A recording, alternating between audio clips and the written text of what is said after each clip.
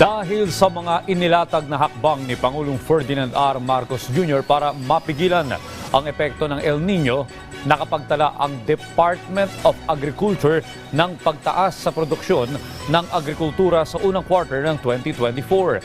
Si Clazel Pardilla sa sentro ng Balita Live. Yes, Audrey, sa kabila ng pananalasa ng El Nino ay tumaas ang kabuang produksyon ng agrikultura sa ating bansa sa unang 3 buwan ng 2024. Ayon sa Philippine Statistics Authority, papalo sa 428.99 billion pesos ang halaga ng produksyon ng agrikultura na 0.05% na mas mataas sa parehong panahon na karaang taon. Naitala kasi ang paglago ng produksyon sa manok, sibuyas, mais, tubo na ginagamit sa asukal, kape at iba pang produkto. Naniniwala ang Department of Agriculture na gumanda ang produksyon ng pagkain dahil sa mga inilatag na hakbang ni Pangulong Ferdinand R. Marcos Jr. para kontrahin o bawasan ang epekto ng tagtuyot, pagbibigay ng patubig gaya ng solar irrigation at maliliit na water impounding project.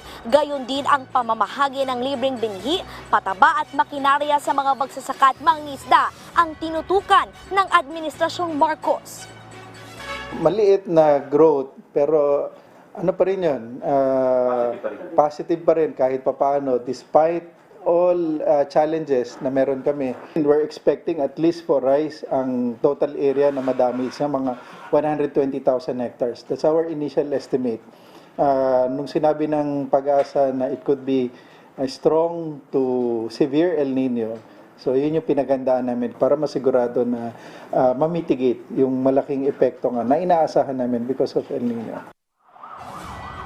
Hindi naman napigilan ang pagbaba sa produksyon ng palay dahil sa nasalanta ng matinding init ang ilang palayan.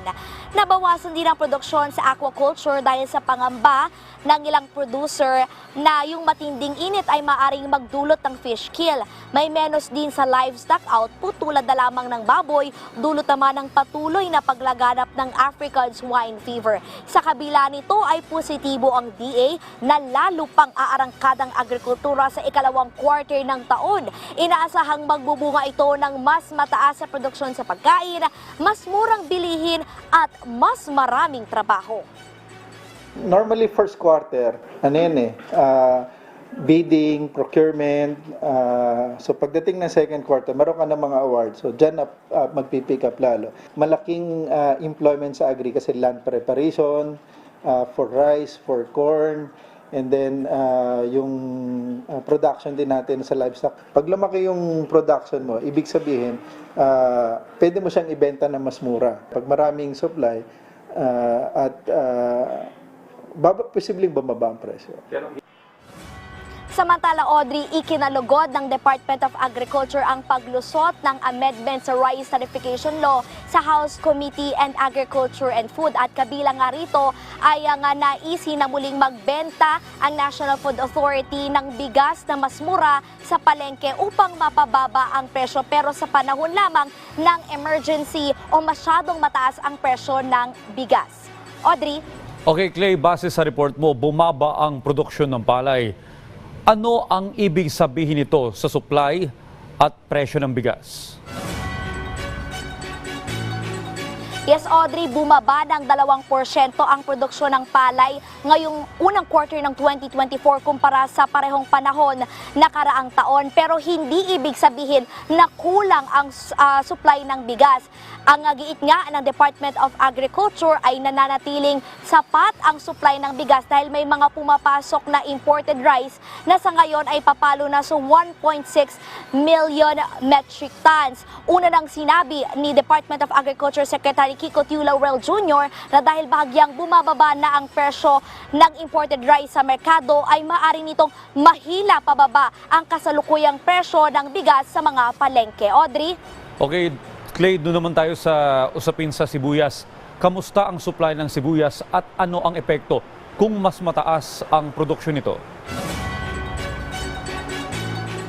Yes, Audrey, nasa 25% yung itinaas ng produksyon ng sibuyas ngayong first quarter ng 2024. Nananatiling matatag at sagana ang supply ng sibuyas. At kung matatandaan mo ay nagkaroon ng ban sa pag-aangkat ng sibuyas at ayon sa Department of Agriculture, kung maganda ang produksyon ng sibuyas ay maaring ma-extend yung importation ban sa sibuyas o di kaya naman ay maaring hindi na tuluyang mag-angkat ng sibuyas ngayong taon. Pero yan ay pag-uusapan pa, depende sa magiging pangangailangan sa mga susunod na buwan. Katuwang yan na ng DA at Bureau of Plant Industry. Audrey? Again, Clay, dahil sa maganda ang produksyon ng sibuyas, may posibilidad ba na bumaba din ang presyo nito sa merkado?